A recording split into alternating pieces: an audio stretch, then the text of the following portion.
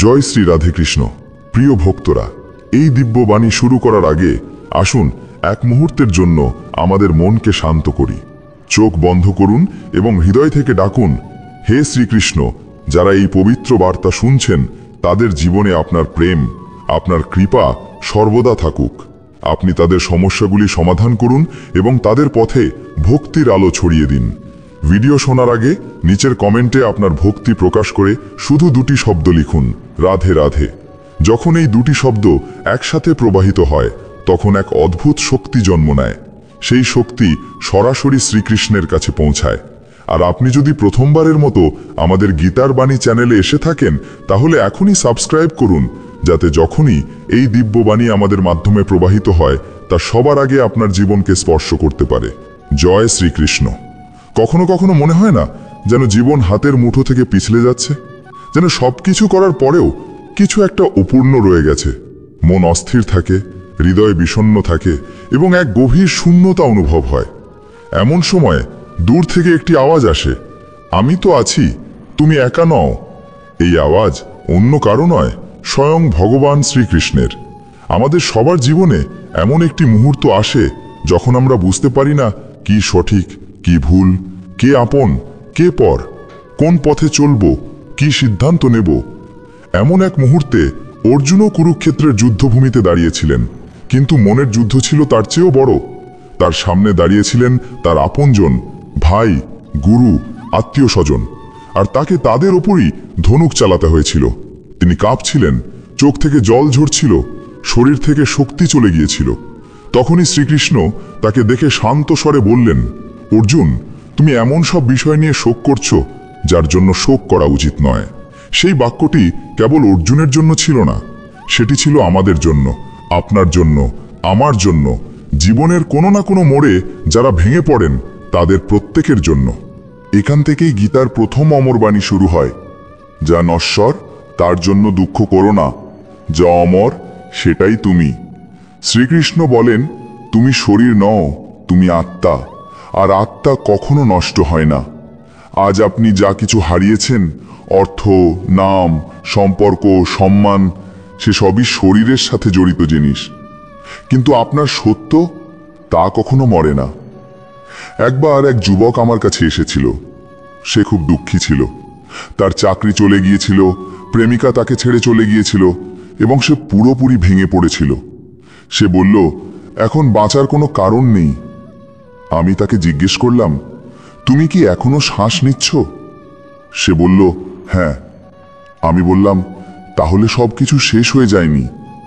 ভগবান শ্রীকৃষ্ণ তাই বলেন, তুমি বেঁচে আছো, তার মানে তুমি এখনো যাত্রাপথে আছো, তুমি এখনো কর্ম করতে পারো। যাকে তুমি হারিয়েছ সে যদি সত্যিই তোমার থাকতো তাহলে সে কখনো যেত না। আর যে চলে গেছে সে হয়তো তোমার পথ থেকে সরে গেছে যাতে তুমি এগিয়ে যেতে পারো। আমরা প্রায়শই জিনিসের সাথে জড়িয়ে পড়ি, সম্পর্ক, চাকরি, পরিচয়, আর যখন সেগুলো আমাদের কাছ থেকে কেড়ে নেওয়া হয় তখন মনে হয় সবকিছু শেষ হয়ে গেছে। কিন্তু শ্রীকৃষ্ণ বলেন, এসবই ক্ষণিকের। তোমার প্রকৃত রূপকে চেনো, যা আত্মা, যা অনন্ত। জীবনের প্রতিটি দুঃখ, প্রতিটি কষ্ট এই ভুল থেকেই আসে যে আমরা নিজেদেরকে এই শরীর এবং এর জিনিসপত্রের সাথে সংযুক্ত করি। তখন অর্জুন ভীত হয়ে জিজ্ঞেস করে, যদি যুদ্ধ করতে গিয়ে আমি হেরে যাই তাহলে কি হবে? তখন শ্রীকৃষ্ণ হাসেন এবং বলেন, তোমার কর্ম করার অধিকার আছে, ফলে নয়। এটি গীতার দ্বিতীয় অমর অনুপ্রেরণা। কর্ম করো, কিন্তু ফলের চিন্তা করো না। আজ আমরা যা কিছু করি তার পেছনে কোনো প্রত্যাশা থাকে। যদি আমরা ভালোবাসি তাহলে বিনিময়ে ভালোবাসা আশা করি, যদি কঠোর পরিশ্রম করি তাহলে সাফল্যের আকাঙ্ক্ষা করি, আর যখন তেমনটা হয় না তখন আমরা ভেঙে পড়ি। শ্রীকৃষ্ণ আমাদের শেখান, তুমি শুধু তোমার কর্তব্য পালন করো, সাফল্য ব্যর্থতা আমার চিন্তা। একজন দরিদ্র কৃষককে দেখুন, সে মাঠে বীজ বপন করে। সে জানে যে বৃষ্টি হবে কিনা তা তার হাতে নেই, তবুও সে প্রতি বছর কঠোর পরিশ্রম করে। কেন? কারণ সে তার অংশের কর্ম জানে। ফল কাকে দিতে হবে এটা উপরওয়ালার কাজ। আমি একবার একজন স্কুল শিক্ষিকাকে জিজ্ঞেস করেছিলাম, আপনি এত বছর ধরে পড়াচ্ছেন, বেশি অর্থ বা সম্মান ছাড়াই কেন? তিনি বললেন, কারণ এটা আমার ধর্ম। প্রতিটি শিশু যে আমার ক্লাসে আসে সে আমার জন্য একটি বীজ। আমি জানি না সে গাছ হবে কিনা, কিন্তু আমি তাকে জল দেবই। তিনি শ্রীকৃষ্ণের পথে আছেন। যদি আপনি কোনো ভালো কাজে নিয়োজিত থাকেন এবং তবুও ফল না দেখেন, তাহলে ভেঙে পড়বেন না। কারণ গীতার 3য় অমর অনুপ্রেরণা বলে, ভালো করা কোনো কর্ম কখনো বৃথা যায় না। আপনার প্রতিটি প্রচেষ্টা আজ ফল দিক বা না দিক, তা কোথাও সঞ্চিত হয়। যেমন নদীর প্রতিটি ফোঁটা মিলে সাগর হয়, তেমনি আপনার প্রতিটি ছোট প্রচেষ্টা একটি বড় পরিবর্তনের ভিত্তি স্থাপন করে। আমার এক বন্ধু অনেকবার প্রতিযোগিতামূলক পরীক্ষা দিয়েছে, কিন্তু প্রতিবারই ব্যর্থ হয়েছে। লোকেরা হাসাহাসি করত, পরিবারের লোকেরাও কটূক্তি করত, কিন্তু সে শ্রীকৃষ্ণের এই কথাটি ধরে রেখেছিল, প্রচেষ্টা কখনো ব্যর্থ হয় না। শেষবার যখন সবাই আশা ছেড়ে দিয়েছিল, সেই বছরই তার নির্বাচন হয়েছিল। যারা শুধু ফলাফল দেখে তারা প্রায়শই হেরে যায়, কিন্তু যারা প্রতিটি পদক্ষেপকে তাদের ধর্ম বলে মনে করে, তারাই জীবনের দৌড় জেতে। আজ আপনিও ভাবুন, আপনি কি শুধু ফলের জন্য কাজ করছেন, নাকি শ্রীকৃষ্ণের মতো কর্মকে পূজা বলে মনে করেন? যদি কোনো কিছু আপনাকে আটকে রাখে, তাহলে জেনে রাখুন এটি আপনার মনের ভয়, ভগবানের ইচ্ছা নয়। কারণ শ্রীকৃষ্ণ নিজেই বলেছেন, আমি সেই ব্যক্তিকে সাহায্য করি যে মন দিয়ে কর্ম করে এবং আমার উপর বিশ্বাস রাখে। আপনার বিশ্বাসই আপনার সবচেয়ে বড় শক্তি। কখনো কখনো আমাদের মনে হয় যে আমরা একা, সবকিছু আমাদের উপরই নির্ভর করছে। কিন্তু মনে রাখবেন, যখন অর্জুন সাহস হারিয়ে ফেলেছিলেন, তখন ভগবান নিজেই তার সারথি হয়ে তার পাশে দাঁড়িয়েছিলেন। তিনি রথের সামনে নয়, পেছনে দাঁড়িয়েছিলেন, কিন্তু রথের সব দিক নির্দেশনা ভগবানের হাতে ছিল। আজ যদি আপনিও ক্লান্ত, ভয়ে কাঁপছেন, সামনের পথ দেখতে পাচ্ছেন না, তাহলে শুধু চোখ বন্ধ করুন এবং মনে মনে একবার বলুন, জয় শ্রীকৃষ্ণ। আপনি দেখবেন তিনি চুপচাপ আপনার রথের লাগাম ধরে নেবেন।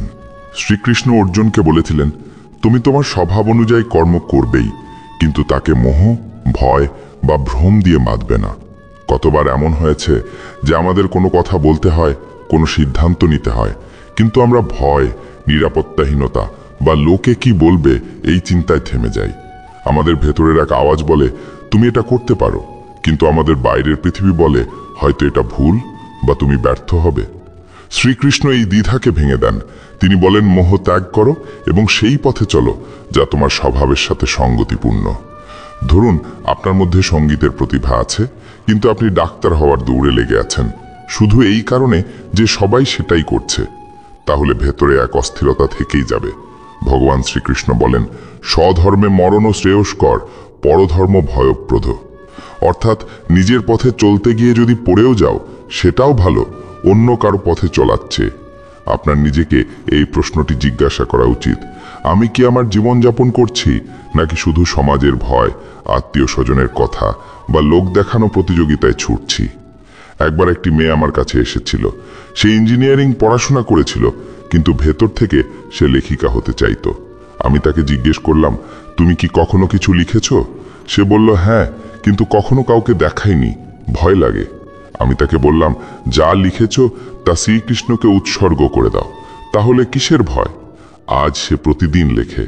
তার না অর্থের চিন্তা আছে, না নামের, কারণ এখন সে সেই পথে আছে যা তার স্বভাব।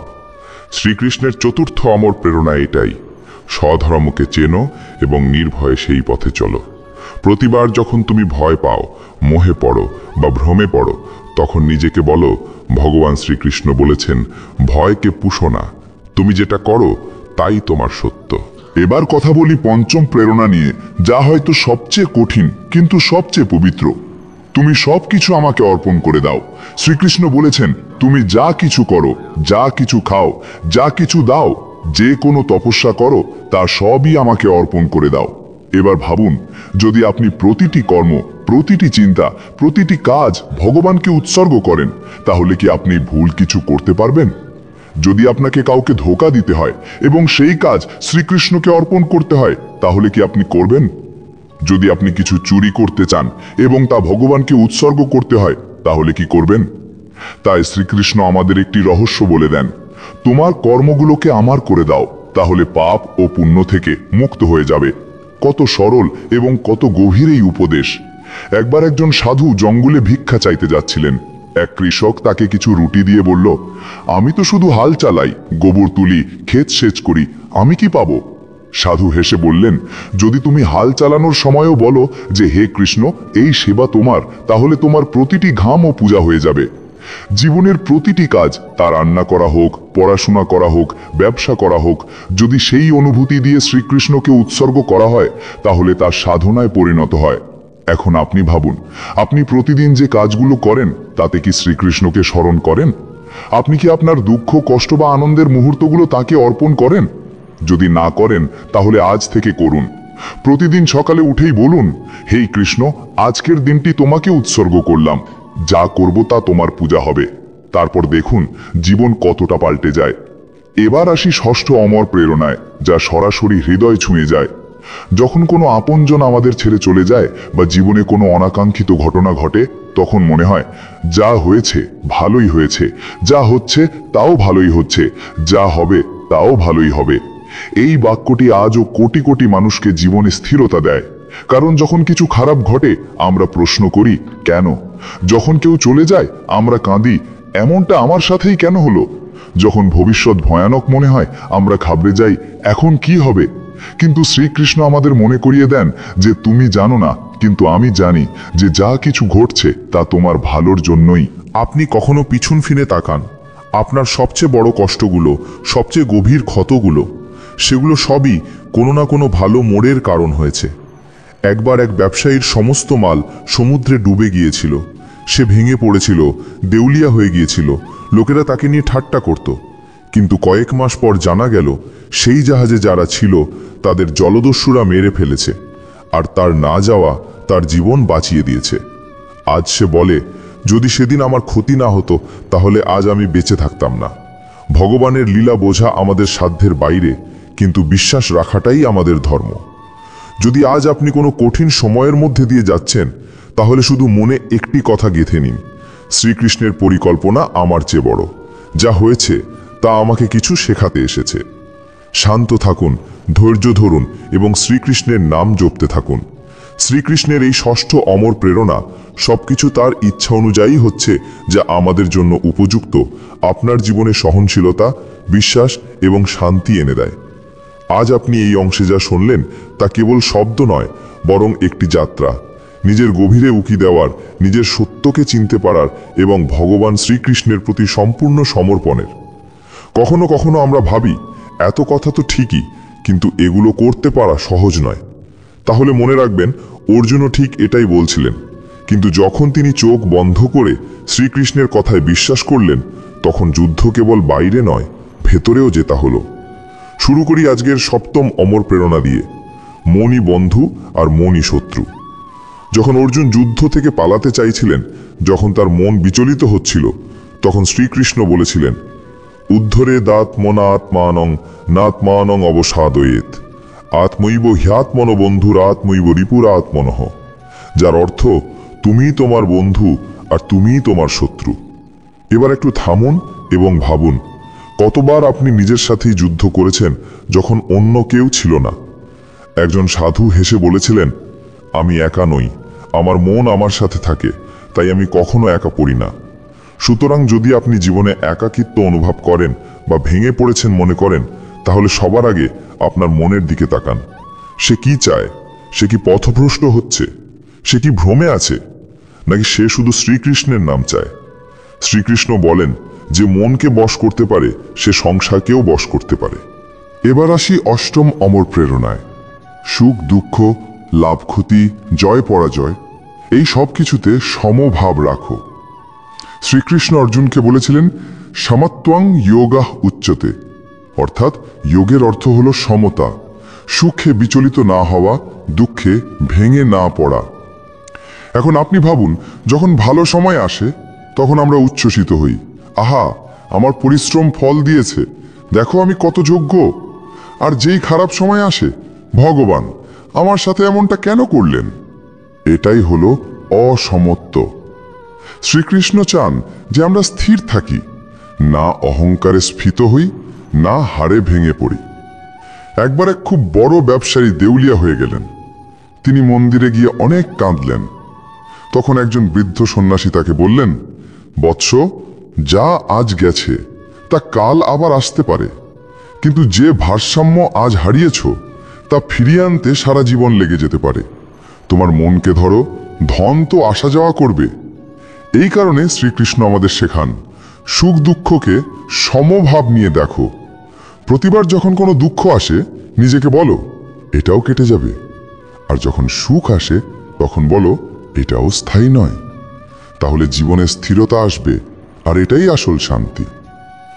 এবার নবম অমর প্রেরণায় আসি, যা সবচেয়ে প্রিয়, সবচেয়ে করুণাময়। আমি প্রতিটি জীবের হৃদয়ে বাস করি। শ্রীকৃষ্ণ বলেন, ঈশ্বরঃ সর্বভূতানাং হৃদ্দেশে অর্জুন তিষ্ঠতি, অর্থাৎ আমি প্রতিটি প্রাণীর হৃদয়েই বাস করি। এবার ভাবুন, যে মানুষটি আপনাকে ধোঁকা দিয়েছে, যার প্রতি আপনার মনে ক্রোধ আছে, তার ভেতরেও শ্রীকৃষ্ণের অংশ আছে। যাকে আপনি ঘৃণা করেন, যাকে আপনার পছন্দ নয়, সেও সেই পরমাত্মারই অংশ। তাহলে প্রশ্ন হলো, আপনি কিভাবে কারোর প্রতি ঘৃণা করতে পারেন যখন আপনি জানেন যে তার মধ্যেই শ্রীকৃষ্ণ লুকিয়ে আছেন? এই প্রেরণা আমাদের ক্ষমা, করুণা এবং সহনশীলতা শেখায়। এবার আসি অষ্টম অমর প্রেরণায়। সুখ দুঃখ, লাভ ক্ষতি, জয় পরাজয়, এই সব কিছুতে সমভাব রাখো। শ্রীকৃষ্ণ অর্জুনকে বলেছিলেন, সমত্বং যোগাঃ উচ্যতে, অর্থাৎ যোগের অর্থ হলো সমতা, সুখে বিচলিত না হওয়া, দুঃখে ভেঙে না পড়া। এখন আপনি ভাবুন, যখন ভালো সময় আসে তখন আমরা উচ্ছ্বসিত হই, আহা, আমার পরিশ্রম ফল দিয়েছে, দেখো আমি কত যোগ্য। আর যেই খারাপ সময় আসে, ভগবান আমার সাথে এমনটা কেন করলেন? এটাই হলো অসমত্ব। শ্রীকৃষ্ণ চান যে আমরা স্থির থাকি, না অহংকারে স্ফীত হই, না হারে ভেঙে পড়ি। একবার এক খুব বড় ব্যবসায়ী দেউলিয়া হয়ে গেলেন। তিনি মন্দিরে গিয়ে অনেক কাঁদলেন। তখন একজন বৃদ্ধ সন্ন্যাসী তাকে বললেন, বৎস, যা আজ গেছে তা কাল আবার আসতে পারে, কিন্তু যে ভারসাম্য আজ হারিয়েছ তা ফিরিয়ে আনতে সারা জীবন লেগে যেতে পারে। তোমার মনকে ধরো, ধন তো আসা যাওয়া করবে। এই কারণে শ্রীকৃষ্ণ আমাদের শেখান, সুখ দুঃখকে সমভাব নিয়ে দেখো। প্রতিবার যখন কোনো দুঃখ আসে নিজেকে বলো, এটাও কেটে যাবে। আর যখন সুখ আসে তখন বলো, এটাও স্থায়ী নয়। তাহলে জীবনে স্থিরতা আসবে, আর এটাই আসল শান্তি। এবার নবম অমর প্রেরণায় আসি, যা সবচেয়ে প্রিয়, সবচেয়ে করুণাময়। আমি প্রতিটি জীবের হৃদয়ে বাস করি। শ্রীকৃষ্ণ বলেন, ঈশ্বরঃ সর্বভূতানাং হৃদ্দেশে অর্জুন তিষ্ঠতি, অর্থাৎ আমি প্রতিটি প্রাণীর হৃদয়েই বাস করি। এবার ভাবুন, যে মানুষটি আপনাকে ধোঁকা দিয়েছে, যার প্রতি আপনার মনে ক্রোধ আছে, তার ভেতরেও শ্রীকৃষ্ণের অংশ আছে।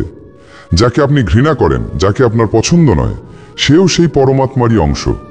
তাহলে প্রশ্ন হলো, আপনি কিভাবে কারোর প্রতি ঘৃণা করতে পারেন যখন আপনি জানেন যে তার মধ্যেই শ্রীকৃষ্ণ লুকিয়ে আছেন?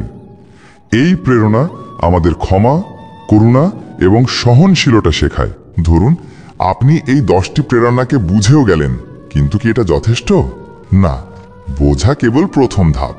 সে অনুযায়ী জীবনযাপন করাই আসল যাত্রা। যেমন কেউ আপনাকে জলপান করার পদ্ধতি বুঝিয়ে দিল, জল হাতে নাও, ঠোঁটে লাগাও, পান করো। কিন্তু শুধু বুঝলেই কি আপনার তৃষ্ণা মিটবে? না, তাই না? ঠিক তেমনি যতক্ষণ না আপনি এই প্রেরণাগুলোকে আপনার দৈনন্দিন জীবনে প্রয়োগ করছেন, ততক্ষণ পর্যন্ত এটি কেবল জ্ঞানই থাকবে, অভিজ্ঞতা নয়। এখন প্রশ্ন ওঠে, কিভাবে গীতাকে জীবনযাপন করব? তো চলুন আমরা গীতাকে জীবনে ধারণ করার 5টি সহজ উপায় শিখি। প্রথম উপায়, প্রতিদিন সকালে একটি শ্লোক, একটি চিন্তা। প্রতিদিন সকালে যেমন আপনি চা পান করেন, তেমনি একটি শ্লোক পড়ুন, বেশি নয়, শুধু একটি। আর সারাদিন সেই একটি শ্লোকই মনে মনে পুনরাবৃত্তি করুন। ধরুন আপনি এই শ্লোকটি নিলেন, কর্মণ্যেবাধিকারস্তে মা ফলেষু কদাচন। তাহলে যখন আপনি অফিসে যাচ্ছেন, মনে মনে এটাই পুনরাবৃত্তি করুন, আমাকে শুধু নিজের কাজ করতে হবে, ফলের চিন্তা নয়। যখন আপনি শিশুকে পড়াচ্ছেন, এটাই পুনরাবৃত্তি করুন, কর্ম করো, ফলের আশা ছেড়ে দাও। যখন আপনি কোনো সম্পর্ক টিকিয়ে রাখছেন, এটাই ভাবুন, আমি আমার ভালোবাসা দেব, সামনের জন কেমন প্রতিক্রিয়া দেবে তার চিন্তা নয়। আপনি দেখবেন একটি শ্লোকই দিনের প্রতিটি কাজে রং ভরিয়ে দেবে। দ্বিতীয় উপায়, প্রতিটি সংঘাতে শ্রীকৃষ্ণ কি করতেন তা জিজ্ঞাসা করুন। যখন মন অস্থির হয়ে যায়, যখন রাগ আসে, যখন হতাশা ঘিরে ধরে, তখন এক মুহূর্ত থামুন এবং নিজেকে জিজ্ঞাসা করুন, যদি আমার জায়গায় শ্রীকৃষ্ণ থাকতেন তাহলে কি করতেন? আপনি উত্তর পাবেন। কখনো নীরব থাকতেন, কখনো প্রেম দিয়ে বলতেন, কখনো যুদ্ধও করতেন, কিন্তু প্রতিবার ধর্ম এবং করুণার সাথে। শ্রীকৃষ্ণ কোনো একটি রূপ ছিলেন না। তিনি কখনো রণছোড় হয়েছিলেন, কখনো অর্জুনের সারথি। তিনি কখনো হেসেছেন, কখনো ক্রুদ্ধ হয়েছেন, কিন্তু প্রতিবার তিনি সেটাই করেছেন যা সময়ের সাথে সঙ্গতিপূর্ণ ধর্ম ছিল।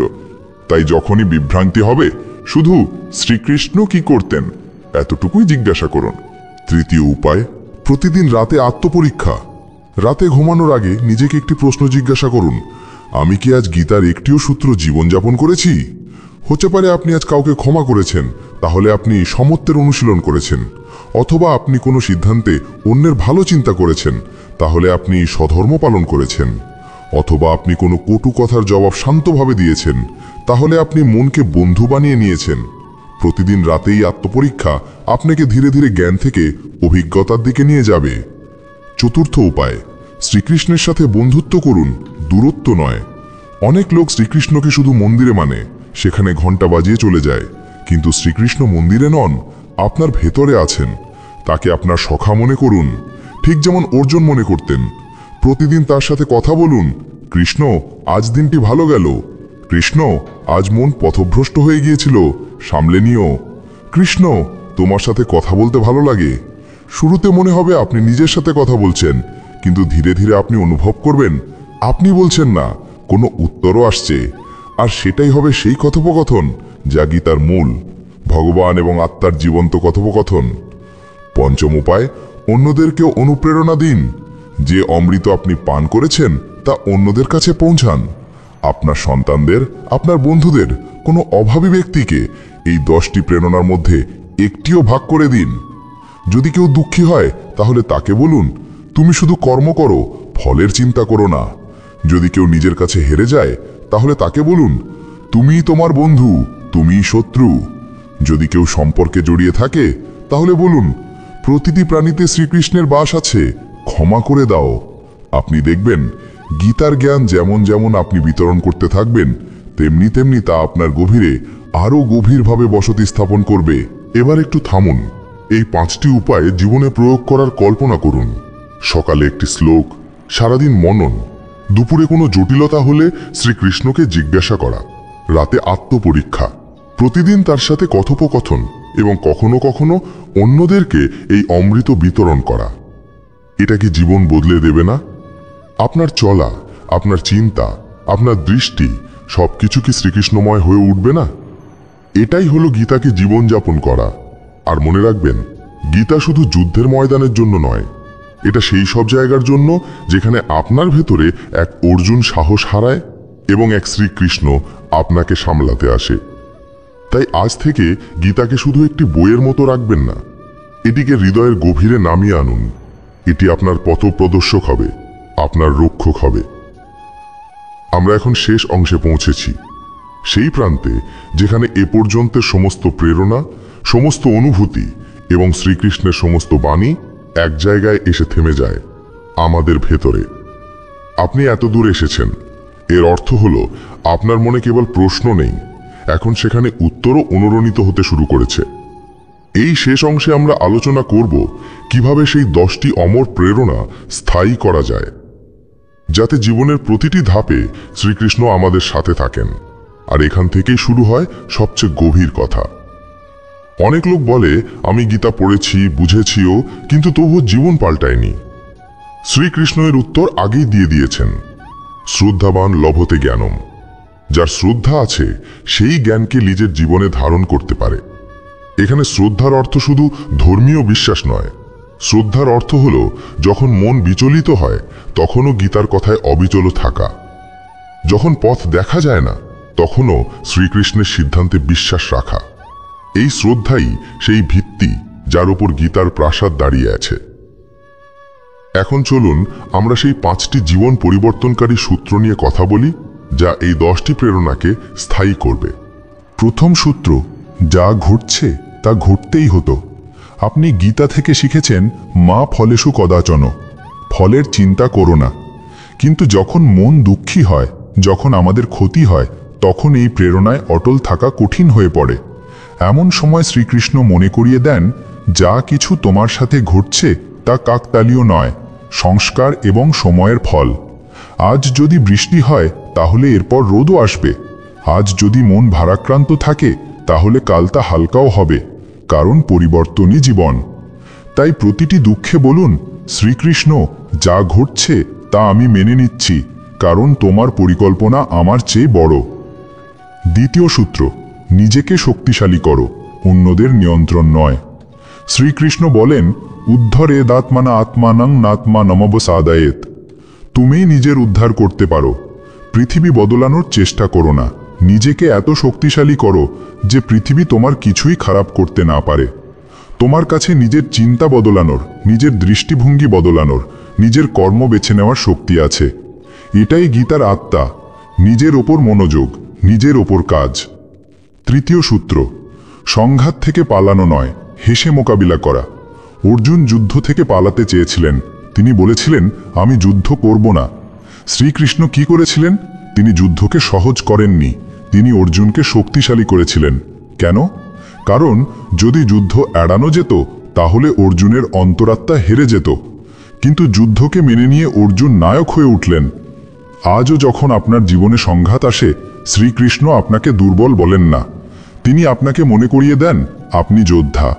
তাই প্রতিবার যখন কোনো অসুবিধা আসে, নিজেকে বলুন আমি অর্জুন আর শ্রীকৃষ্ণ আমার সারথি। চতুর্থ সূত্র, যা পেয়েছ তার সম্মান করো, যা পাওনি তার বোঝা তৈরি করো না। আজ প্রতিটি মানুষ কোনো না কোনো কিছু নিয়ে দুঃখী। আমার কাছে টাকা নেই, সম্মান নেই, সময় নেই। কিন্তু শ্রীকৃষ্ণ বলেন, তত সুখম সত্যবিদাম যত দাত্মবুদ্ধি প্রসাদজম। আসল সুখ ভেতর থেকে আসে, বাইরে থেকে নয়। যা পেয়েছ তাতে আনন্দ খুঁজে নাও, যা পাওনি তা পাওয়ার আকাঙ্ক্ষা রাখো, কিন্তু তার অভাবে দুঃখী হয়ও না। শ্রীকৃষ্ণ গরু চড়াতেন, কিন্তু ভেতর থেকে রাজাদের চেয়েও বেশি ধনী ছিলেন। কেন? কারণ তিনি ভেতরের ধন পেয়ে গিয়েছিলেন। আর এই ধন সবার কাছে আছে, শান্ত মন, সন্তোষ এবং শ্রীকৃষ্ণের সঙ্গ। পঞ্চম সূত্র, মৃত্যুর ভয় নয়, অমর আত্মার জ্ঞান। গীতার সবচেয়ে গভীর কথা এটাই, না জায়াতে ম্রিয়াতে বা কদাচিৎ। আত্মা না জন্মায় না মরে। তুমি এই শরীর নও, তুমি সেই শক্তি, সেই চেতনা যা কেবল অনুভব করে। তাহলে মৃত্যুর কি ভয়? প্রিয়জনকে হারানোর কি দুঃখ? যে চলে গেছে সে কেবল শরীর ছিল, তার আত্মা এখনো শ্রীকৃষ্ণের চরণে আছে এবং সে প্রতিদিন, প্রতি মুহূর্তে তোমার কাছেই আছে। এই বোধটি এলে প্রতিটি দুঃখ, প্রতিটি ভয় মন্ত্রমুগ্ধের মতো চলে যায়। এবার একটি শেষ কথা, গীতাকে জীবনের আয়না বানিয়ে নাও। প্রতিবার যখন মন বিচলিত হয়, গীতা খোলো। প্রতিবার যখন আবেগ উথলে ওঠে, গীতা পড়ো। প্রতিবার যখন হেরে যাও মনে হয়, শ্রীকৃষ্ণকে ডাকো। কারণ এই 10টি অমর প্রেরণা কোনো পৌরাণিক গ্রন্থের কথা নয়, এটি আপনার জীবনের গল্প। এটি প্রতিটি মানুষের ভেতরে ওঠা প্রশ্নের উত্তর। আর এখন যখন আপনি 5টি অংশ সম্পূর্ণ পড়ে ফেলেছেন, তখন আমি আপনাকে একটি অনুরোধ করব।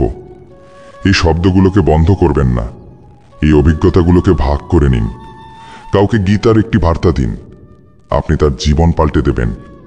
আর যদি কখনো মন আবার বিচলিত হয়, তাহলে এই ধারাটি আবার শুনুন, কারণ শ্রীকৃষ্ণের বাণী প্রতিবার নতুন শক্তি, নতুন দৃষ্টি, নতুন প্রেরণা নিয়ে আসে। জয় শ্রীকৃষ্ণ। আবার দেখা হবে কোনো নতুন বিষয়ে।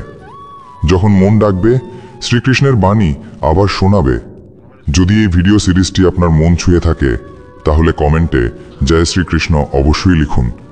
লাইক করুন, সাবস্ক্রাইব করুন, যাতে এই বাণী আরও বেশি মানুষের কাছে পৌঁছাতে পারে।